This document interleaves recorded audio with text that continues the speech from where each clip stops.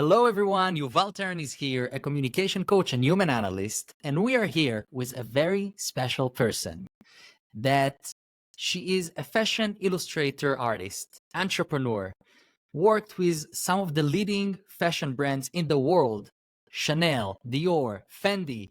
She was chosen to be in Forbes 30 under 30, and I am very excited for her to be on the show. Her name is Talia Zoref. Talia, how are you? How's your day going? Hi, how are you? So happy and grateful to be here. Thank you I'm for grateful for inviting you. me. Yes, of course. I'm grateful for you to be on the show. I'm very excited because you have some very good insights for us to share on the show today. Um, Thank you. but I, but I want to start with getting to know you a bit better. So share a little bit about yourself. What is it that you do exactly right now in your life? And then we're going to dive deeper and track back what led you to those things that you're currently doing. Yeah, of course. So such a pleasure to be here. So my name is Talia Zoref. I'm a fashion illustrator and artist, as you said, and an entrepreneur. I have quite a few things that I do in the area of art and entrepreneurship. I started my career at the age of 15, sketching at different fashion shows and sharing what I do online, just sketching live. And then it kind of escalated to be my art career. So when I started, I didn't really know that there is such a career that you could be an artist and make a living out of it. I didn't really know that you could do this and be a fashion illustrator. I didn't even know that that could be a career. And I started sharing my fashion illustration. That was a big hobby of mine. And I thought I would be a fashion designer if I shared my illustrations online.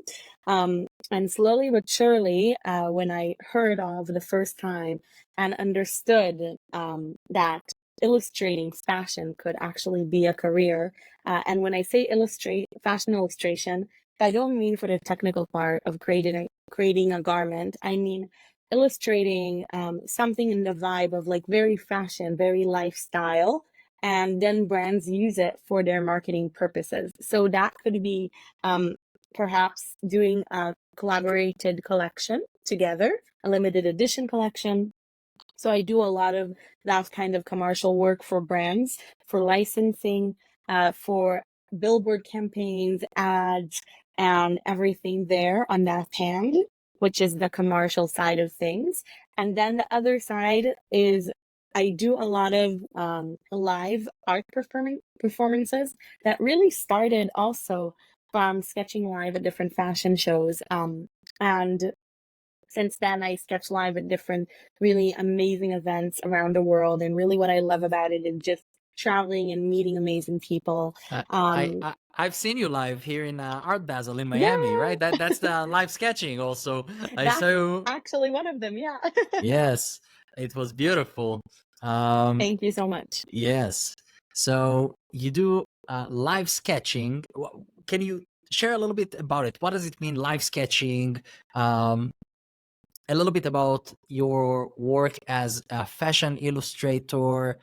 What is it exactly like? I want to dive deeper a little bit into what it is, and so people can understand the idea of it. Yeah, of course.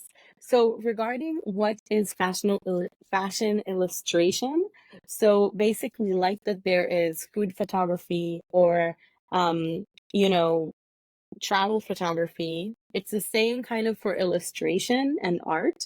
So there's different niches of art that you could create art for. So for me, I do kind of the more lifestyle side of it, fashion, and then it can be used for different purposes. So it can be for brands that are like car brands that I work with, like different car brands, like Fiat, for example, but it will be in my style. But it can also be for brands that are like more fashion, beauty oriented, or even ice cream brands, which I did a collection with an ice cream brand that you'd probably know, like Golda. So we did a limited edition collaboration with my art on the packaging. And then basically what was special about it and how was it related to fashion, because you're saying, wait, this is an ice cream brand, not a fashion brand. So I have my really distinct, unique style that comes to really send a message and show the ice cream in a new light, right? That is more fashion oriented and has style to it. So you could see in the illustration, like, these fancy fashion people eating their ice cream, for example. So you see a lot of these illustrations, I'm sure, kind of around Miami, different illustrations in shopping malls or in um, commercial spaces, in stores, that and luxury brands. A lot of luxury brands use illustrations that come to send a message of something creative, of luxury, of fashion. And eventually it's because, well, they could also use a photo for a campaign in the same sense, right? But using, I think today, well, also especially with AI, which is a whole different division now, right? But today there's so many photos online. And when you see, a handcrafted art piece, so you're thinking, oh, this brand is doing something cool. They're doing something different. This is like artistic. This is cool. I want to look at it. What is this? Like, so it's basically, I think it's a whole space in the marketing industry that tries to grab attention and bring something different to the table, something creative and something new. And it could be just like also keeping a profile of a brand, of working with artists, doing something cool, doing something new. So this is just a bit about this world of, like, working with art and branding and Wow. commercial licensing and all that. And this is kind of So just the tip of you, the iceberg. you have both. You work with fashion brands, and you also sell your art as a piece of art, if I understand correctly, or Yes, is yes, it of both course, things? of course. Is it like So both so that's what I as an love. art and both as business art? So I How love does it this work? question. Yeah. So I love this question. So what I love about what I do is I really created around my craft, around my art and my ideas, a whole bunch of different ways that people can work with me.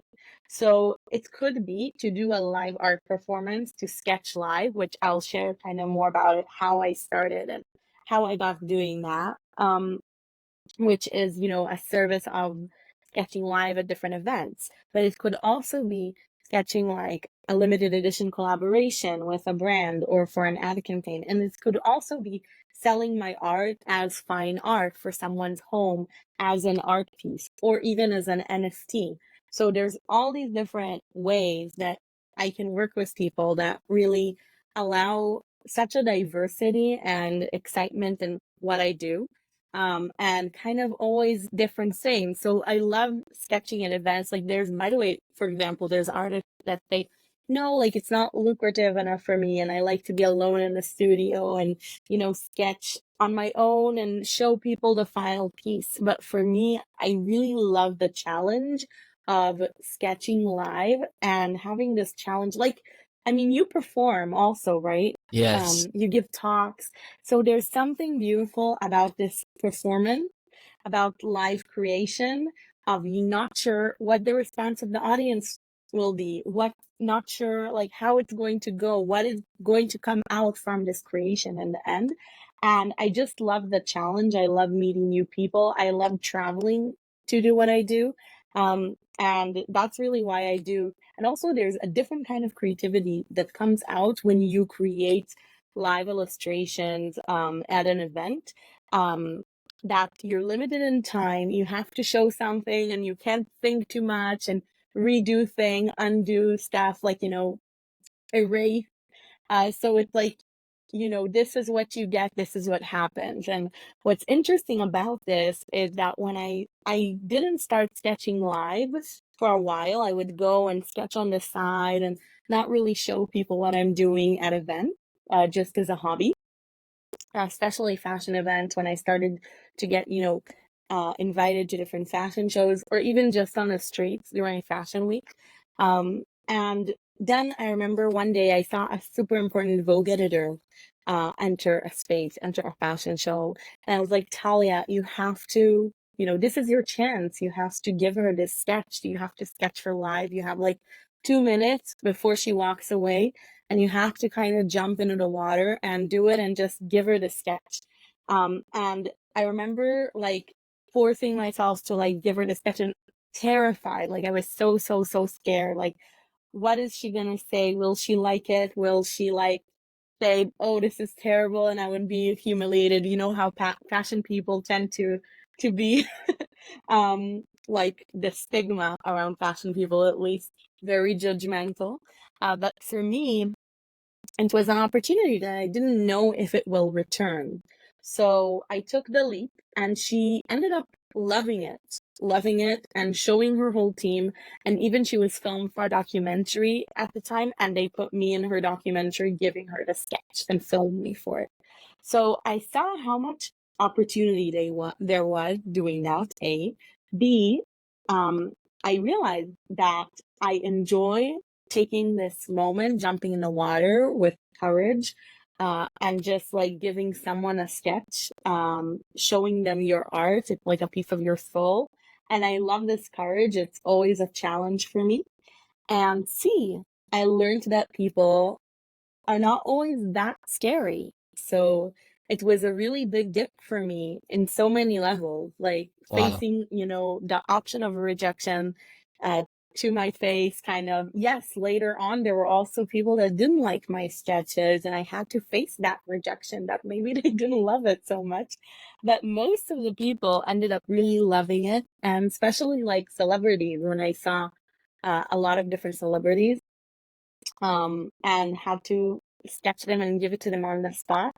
Usually, they really loved it, and the responses were really positive. So I'm sure there is much more excitement in yeah, live sketching. I saw you yeah. as you did it live, so as a viewer of what's going on, I was like excited. What's like gonna come at the end? How is it gonna look like? You started with like with different colors, and then it became then I see eyes out of it, and then it becomes a face, and then it's like a whole colorful, beautiful piece Oh, of thank art. you.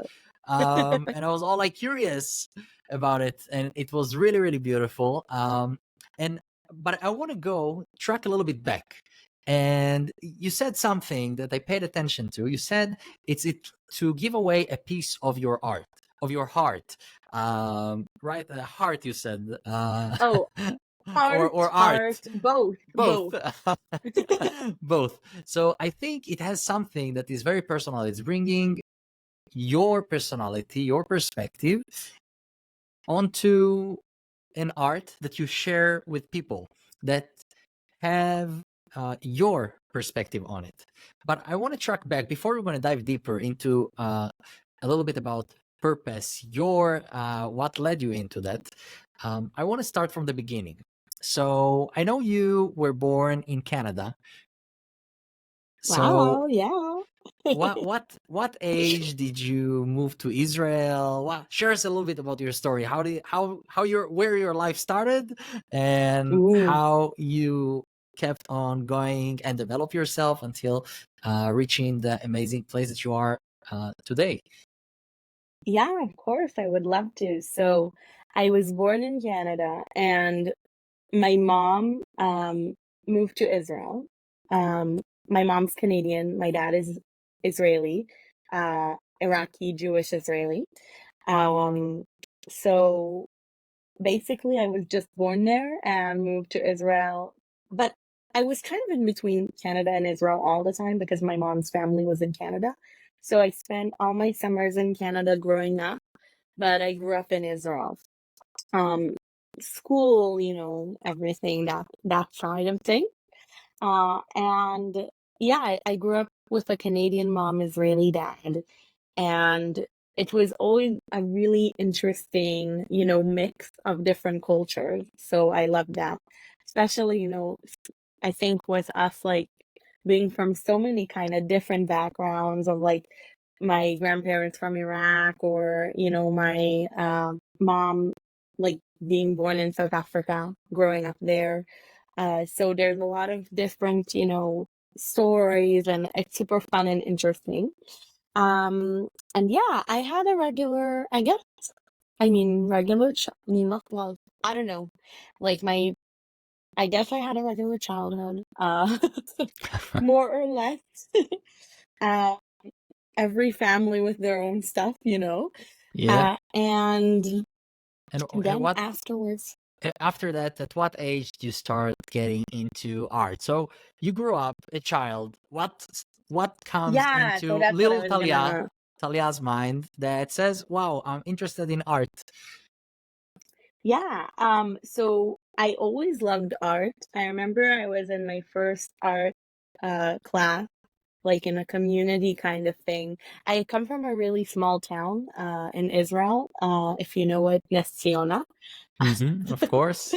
Um, so it's a It's super more small for the town. listeners. It's more of Yeah, Central Israel. it's more central, definitely from where you came From from. where I live, I'm more of the It's north side. So for me, it's more a bit more central. Um, but yeah, nothing, specific there. It wasn't a cultural city or anything like that. And I took just like a community arts and crafts class, and I really fell in love with drawing from a really young age. Like since I remember myself, I was always drawing. Um, and then afterwards, I would say that I didn't know anyone really that was an artist growing up. So I didn't really have this idea. But I always just loved drawing.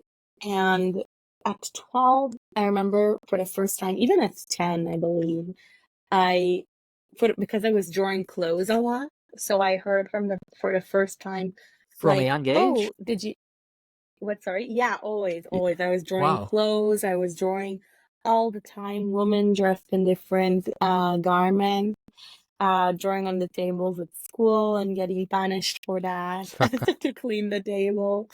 Uh, and then basically, I heard, I think at 10 for the first time that I could be a fashion designer.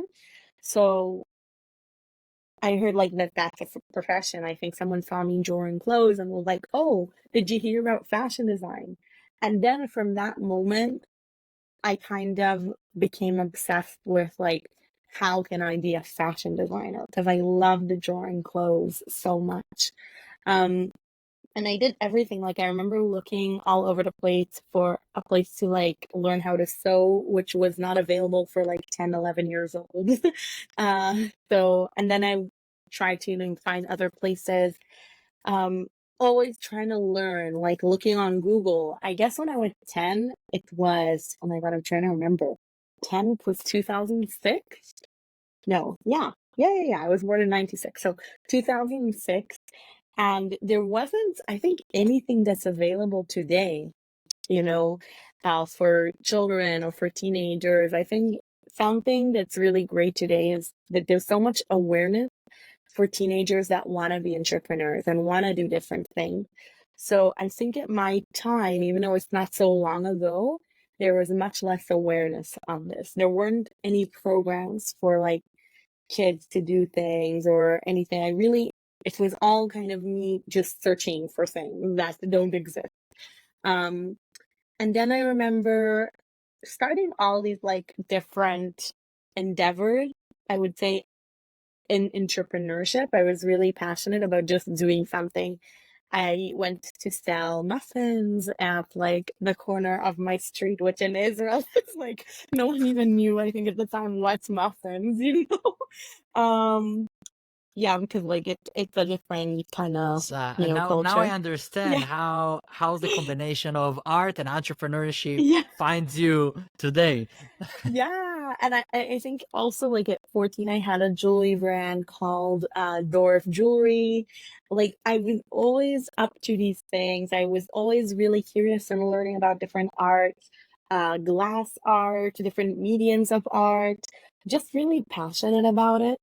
Um and And basically, how from a 14-year-old about that you start and yeah. work with, So that you know, big brands like Dior, Chanel.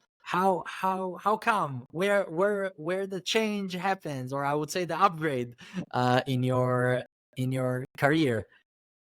So yeah, so I remember in 2012 about, I think I was 14 or 15, I don't remember. Oh my God, it's so long ago. Uh, then yeah, it's already 12 years ago. Wow. So basically when in 2012, I heard of this thing called a blog because I really wanted to be a fashion designer and I didn't have, not the capital, not the connections. My parents do completely different things.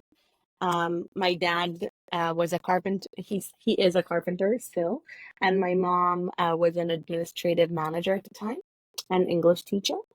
Um, and basically, like I didn't have anyone really to ask, but I did have Google, which was an amazing thing. I think the best university I ever went to, definitely.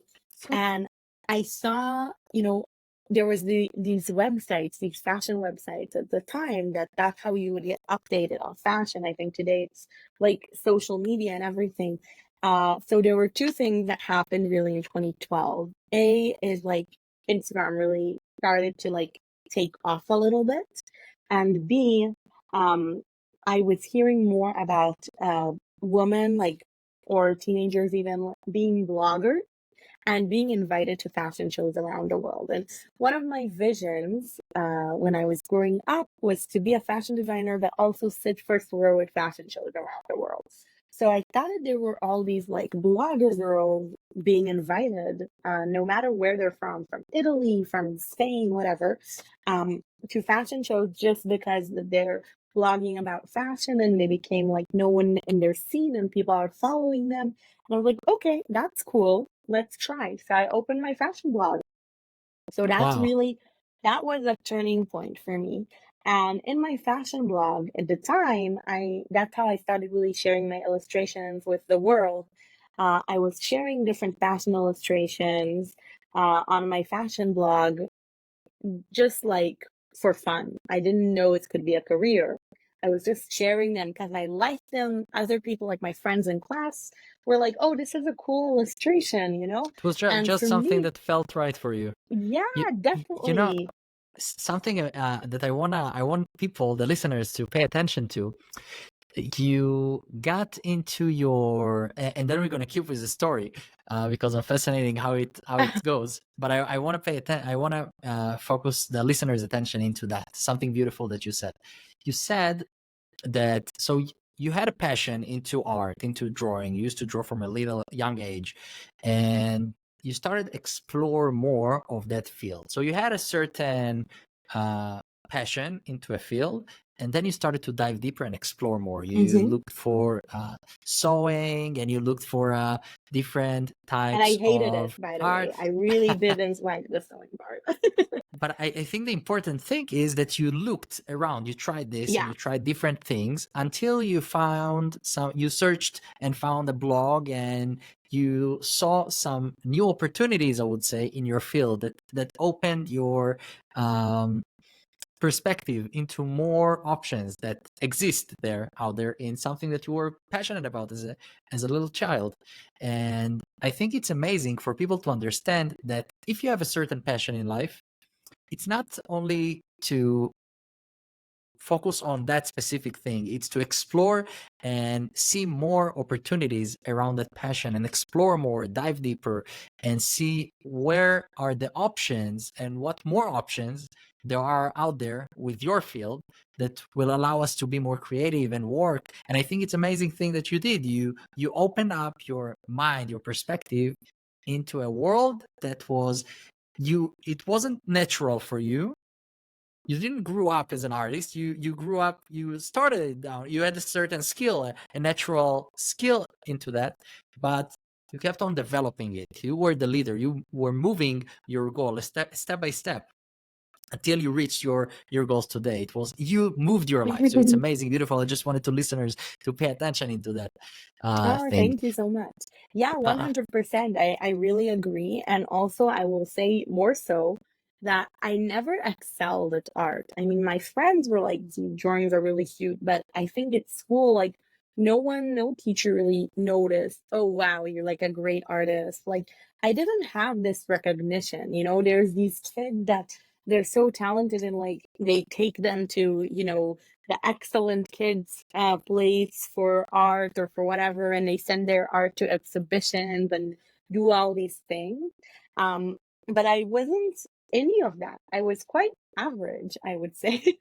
Even in my grades weren't amazing or anything like that. Later on, I think I developed this like really excellence driven mode in high school that I had to really, I was really studying hard. But early on, I was kind of, this shy ADD kind of child, just like dreaming and drawing.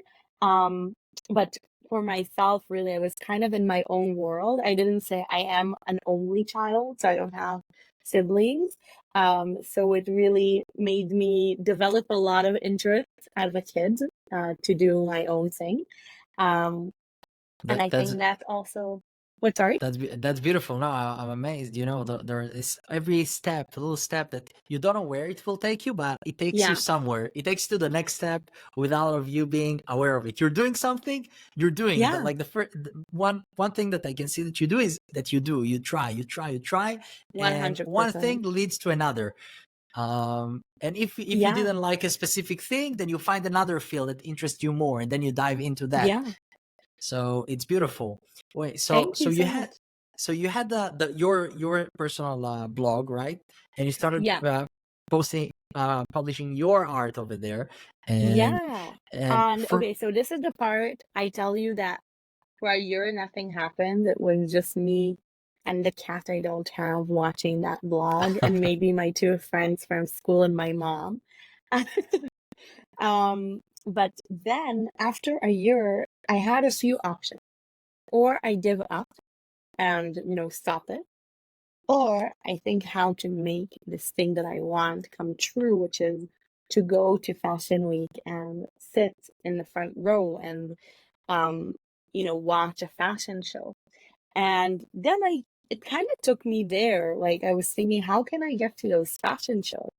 So like you said, I really research and do and try different things. So when something doesn't work for you, you just try different, you know, um, things and try other like options. And another thing that happened, like I said, Instagram. So so it started from the first fashion show I went to. So how did I find out where it was happening? So there was Tel Aviv Fashion Week happening, and I was like, it doesn't even say online where it was happening at the time, 2013. And I was just looking, asking people online, how can I get there? And like, just like random people, like trying to get to anyone I can get in order to make this dream to go to Fashion Week come true. And then I remember someone finally told me where it was. So I went without an invitation, and I just went to the guard because I am Canadian, so I'm super polite. I was like, I'm a blogger. Can I come in to, film for my blog? So basically, I went in, the first fashion show in my life like that. And that was also another turning point from, just sketching online and doing something I like to going physically to a fashion show. And from there, really things started to happen because I was starting to meet people that work for different magazines and, go up to them, present myself, make friends in the fashion world through that first fashion week. And people were asking me, do you want to be an intern for this magazine, or do you want to cover this event? And that's how I started to meet PR people and get invited to another show and another show. you had in Yiddish you say chutzpah. Yeah. I mean, not So so you much came chutzpah you to fake stuff, but like the chutzpah to come and say, hi, I'm a fashion blogger. I would love to come and cover this fashion show. Is there space for me to come in? And in order to get to that point, I needed to find where the fashion show is happening, when it is happening, what is going on, all this research and writing to so many people, which most of them ignored me, like no one answered. some of them, and like I went through so many no's even just to get for this to the tiny first yes. And I think that things I hope the listeners pay attention to that subtext, that if you have a dream, if you want to make something happen, you gotta find sometime a place that will give you the right connections to achieve your goals, because the world is built with people, and when we meet people, we can uh, achieve our goals even faster, because it's one person connect with another, helps another person to do something, and it keeps on rolling. So, and even if you have something in a place that you think you can't go, listen to Talia Mhm. and see how it is possible to go into even the fashion week without an invite, the first fashion week. And it's amazing. And now she's a superstar. So everything got to start. Every dream starts with a first step. So don't fear. Do take the first step. Um, so so we go back to the story. We hear you've been on the fashion week and you started to connect with people. You started to build connections, Yeah. and And I hear from someone who told me when I asked her, what do you do? Someone random that I asked. From there, after high school, I went to Toronto to study for a year, to study fashion design. And that's where I understood that I really want to go towards illustration and not the fashion design side of it. And I heard for the first time in Toronto when I was studying that fashion illustration could be a career. So that was really big for me. And also I got to go to, New York Fashion Week with some of the contacts that I made, and to Toronto Fashion Week, and Milan and Paris and stuff like that. Did a bunch of like fashion weeks. Um, and then from there, really, in one of these fashion weeks, I met someone that I asked her, what do you do for a living? And she said, I'm an Instagram creator. It was like 2014. And I was like, what? In 2014, 10 years ago, there wasn't anything. it was pretty new. Yeah, there was no social media manager, that I can tell you for sure. And she showed me her account and she had like 3 million followers. And I was like, whoa, that's crazy. In times of today, I would say it would be considered like 100 million. Um, Yes. because at that time, even brands didn't have Instagram. It was insane. So it was a really beautiful time of opportunity. And she told me, you should share your art on Instagram. And I asked her, like, do you make money from this? And she's like, yeah, like this is my job. Um, Even though today I'm an artist, I'm not an influencer. I could be viewed as an influencer, but like most of the projects I do are art based. It was a really meaningful spot for me to start sharing my art to Instagram. And then really from there, from Instagram, but also from meeting people in real life, like you said, like online, sent also thousands of emails, thousands of messages on different social media platforms. It was mostly Facebook back then. Um, and also so it was also online, but also sharing my art online, um, and meeting people in reality. That's when things really started to take off organically, because what was happening from that point, I was sharing, going to different fashion week and sketching, um, and then people would start being interested in like seeing where I'm sketching, what I'm sketching. Same also with the blog, the blog sphere wasn't as I guess like fast growing as social media. Um, so people started to have a genuine interest to see what I'm going to sketch next. And also I was sharing different brands and different like magazine editorials I liked, and different things like different illustrations. And back in the day, there was no social media manager. So the brand, sorry, would just literally, they would have someone sharing like fan art content, or like UGC, like user generated content, all in the profiles. So that's how really, all of a sudden I see like there were a few crazy things that happened, that all of a sudden Valentino shares me to their main page, or Donatella Viltaccia that shared me to her main page. And from sketching at different fashion shows, I once gave a sketch to two anonymous models that walked in the streets with the sketches, and New York Times photographers saw them and was like, "Whoa, where is this sketch from?" Took a photo of them of the sketch, and the next day there was a whole blurb about me in the New York Times Instagram.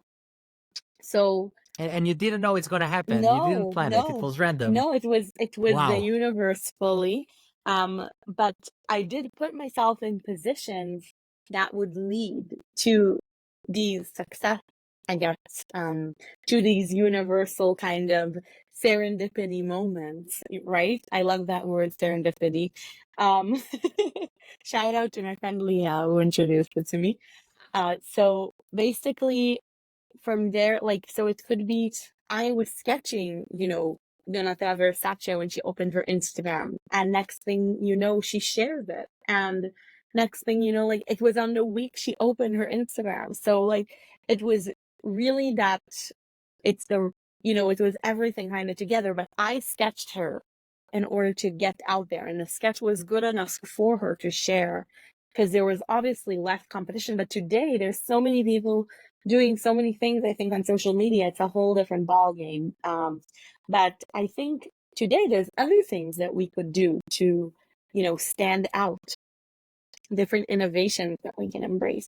So it was all of it together. And then from the Instagram shout outs, like from different brands and different celebrities and stuff like that, and from the magazines that started to write about me, all of a sudden, um, Vogue Italy saw what I was doing on um, my Instagram and like all my fashion So I see illustrations. that the Instagram has a main effect in your social media has a Um, main effect in your in exposing your art Yeah, out I there. would say that it did help, definitely, but it wasn't only the Instagram.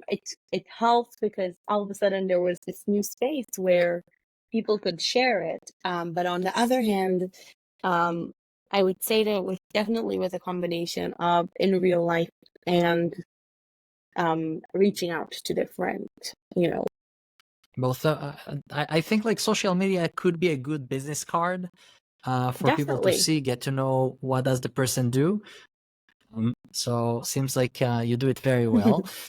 And but you did also, you sent emails, you I went worked to to events. reach I your think goals. the Yes. fact that I took tickets, like took the risk of going alone to a foreign country and going to a fashion show and sketching someone and approaching them. Another thing that started to happen, I started meeting like celebrities of different fashion shows, like Hailey Bieber or Kendall Jenner or Celine Dion, Mariah Carey, Pharrell Williams, and more, and gave them the sketches, which also created another aspect of marketing. Just meeting these people and giving them a sketch. So there were all these things, I think, putting yourself in a room with the people that you would need to, get that these are people that you need to find this opportunity from them in a way. It's basically giving yourself the chance, like being in that room, um, and doing this unique thing, like putting yourself out there. Like I would guess if you go to a room, I guess, full of, I don't know, you do like different like illusionist, like mentalist stuff, right? So you would be the only one probably in the room doing it live. So it already, like, it's the real social media of life. So it can be on social Yeah. media, but it can also be in life. Just standing So out and so doing something different. so you say you give everyone the tip: stand out, show yourself, show your uniqueness. Definitely. And I think that's the whole point of the podcast, to show people how they can bring their innate skills, the person they were born to be, out there to the world, and show people who they are, who they really are.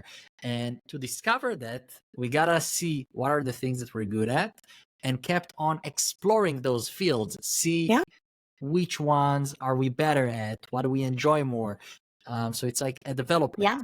So if we take that story of yours, that beautiful life story that led you into beautiful, great, huge success results, led you into doing really, I would say, if you would ask little Talia if she would want to be in that spot, I'm sure that she would be very excited Oh, about it. 100%. Um, so what are those few tips that you can give the listeners from your career path of how they can discover the things that they like to do, how they can live more, I would call it a purposeful life, because when you do things that you like, enjoy, it has a deeper meaning in everything we do. You draw your art. You bring yourself out there. So if you do things out there that make others feel good, then this is a purposeful path. So what are some tips that you can give the listeners of how they can follow their dreams and live out their best selves? Well, great question. I think, first of all, I love when you say purposeful path, because I think that a really great way to figure that out, how to live your best self.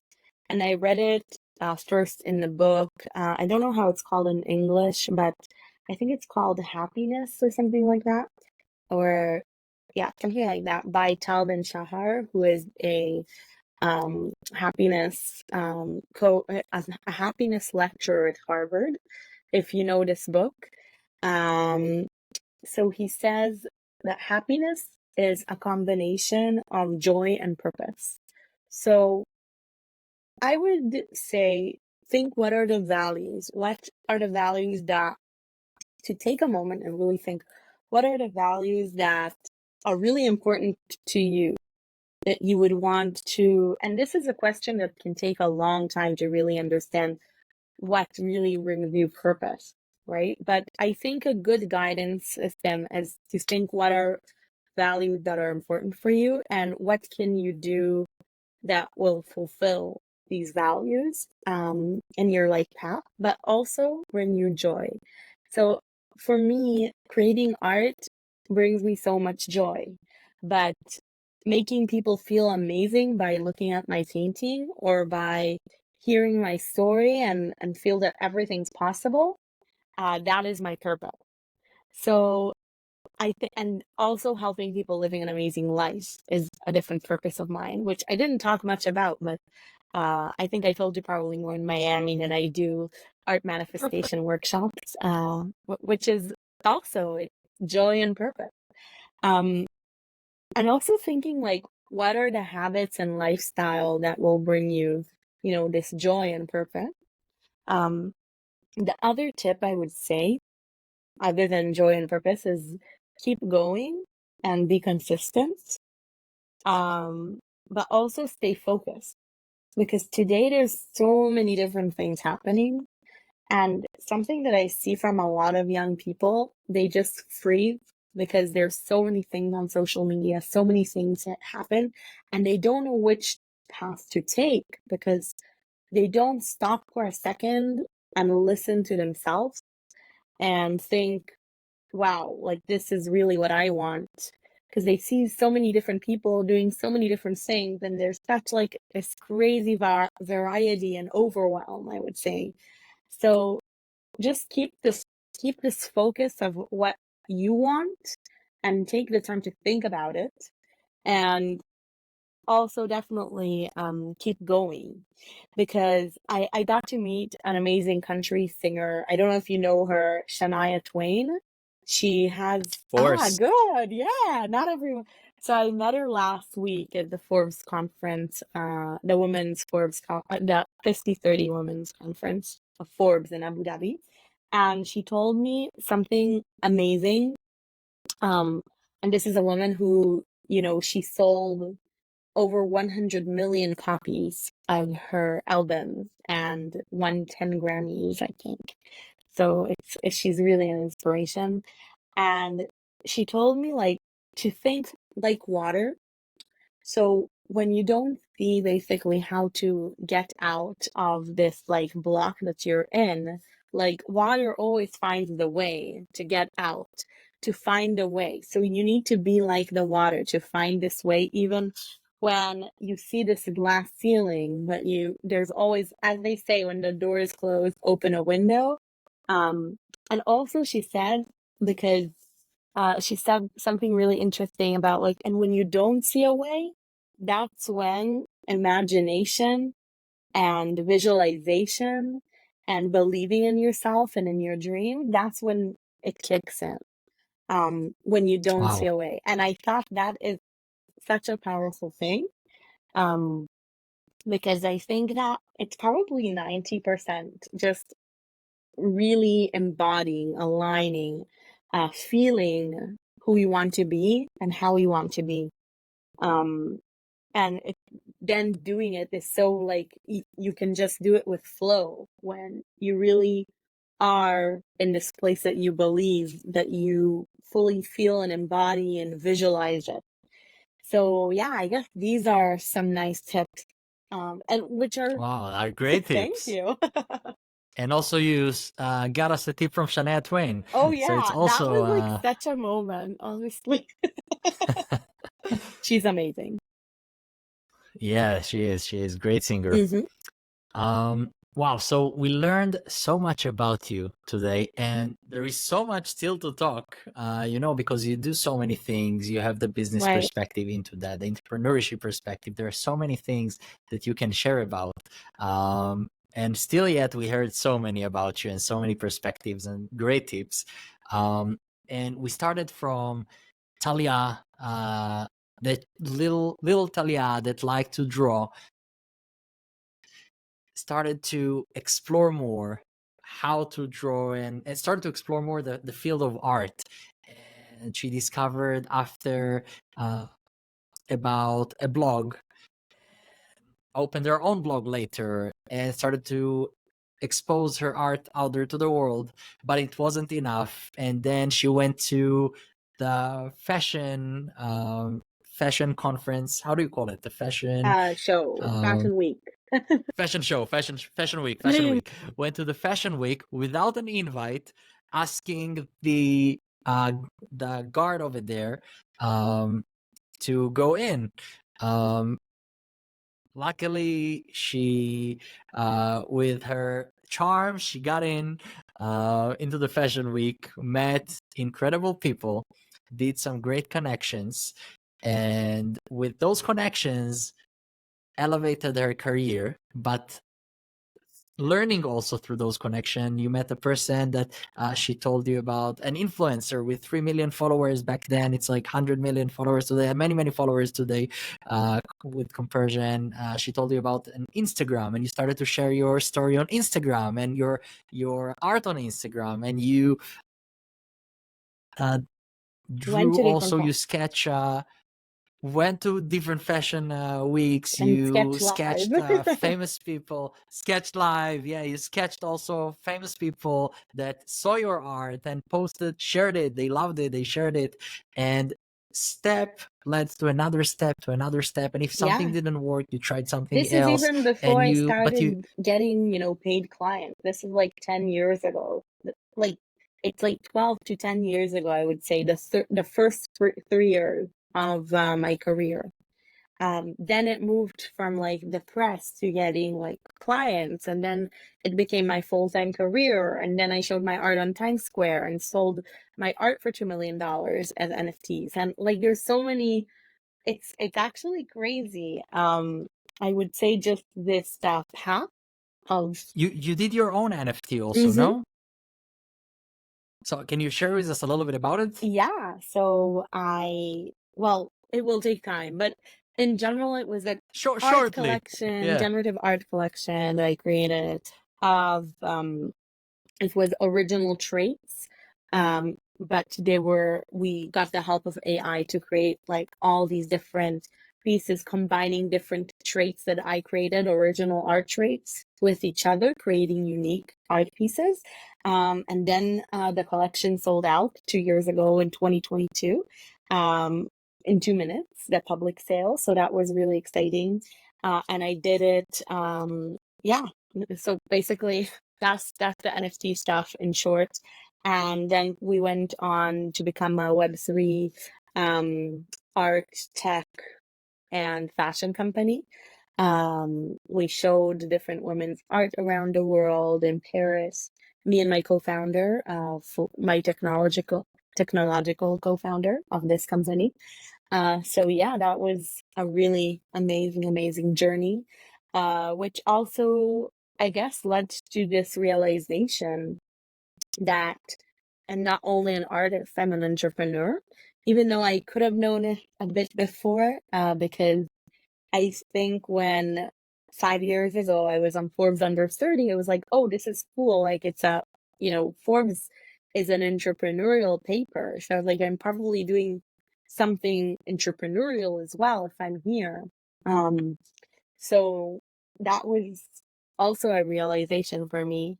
And I think these two things really helped me also be exposed to a new world I didn't know about before of tech, of, entrepreneurs in general, and meeting amazing people all over the world. And that's how also after NFTs, I started being invited to speak all over the world at different conferences in the tech space. So I got to meet a lot of tech entrepreneurs, a lot of amazing founders of amazing companies, and be really like in different rooms that I never dreamed of before, and having amazing people collect my art from like people that I wouldn't imagine, I would say, meeting or having as my collectors before.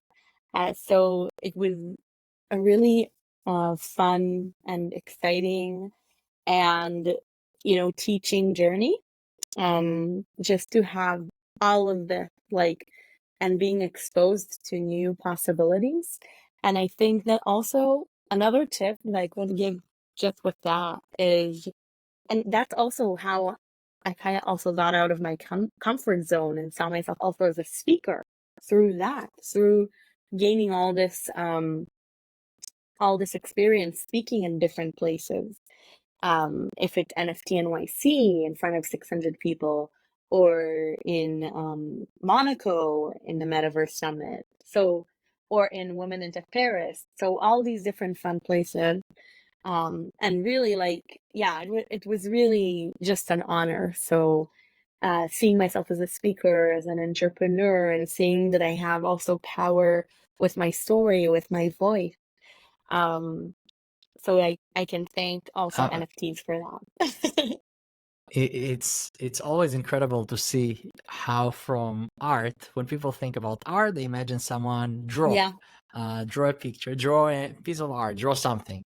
But look how big your thoughts took you, your imagination. You went into high tech. You went into tech companies. You went into different fields. You are a speaker. You present your art all around. You both sell your art. You sketch for companies. You do so many things that comes from something that it is your art, something that brings your skills, who you are, out there to the world. So you basically shine yourself and shining others with your special, unique skills and talents, which is beautiful.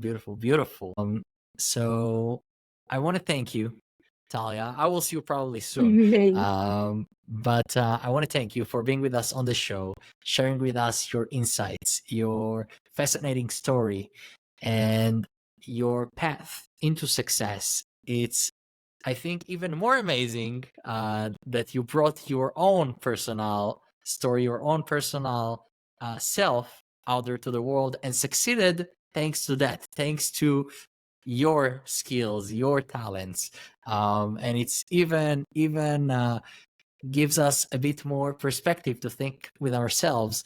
What are those skills that we have that maybe we're not using them enough in our life? What are those innate skills, the things that we're good at that we need to bring out there to the world? So I want to thank you and for being with us, sharing with us. And I'll see you soon. And our listeners, maybe we're going to do another podcast that would speak about business more, and you will share more insights from different perspectives because there is so much to speak about. So thank you so much. And we'll see you soon. And by the way, everyone, if you are not following already, search for Talia Zoref on Instagram. It's TALIA ZOREF or Z. ZOREF. Z or whatever you Yeah. like, depends where you are from, Z or Z. And that's the name for the Instagram, right? Style. In the Yes, end. perfect. Style. Style, I all right. can't change it. And style. I tried and it doesn't work to change it, unfortunately. It seemed I was 15, so some understanding. It's nice for the Yeah, story. yeah. So Talia Zoref style, and it's definitely in your style, so it's Yeah, good. sure. So Talia Zoref style, follow on Instagram. You can see her amazing art. I've seen it live, and it's beautiful. You will enjoy. You'll get inspired. So go ahead, enjoy that, and thank you for being with us. I had a great time with you here, Talia. And I'll see you soon. Yeah, see you soon. Thank you so much, Yuval, for having me. It was so much fun, and can't wait for next time. Same. Thank you.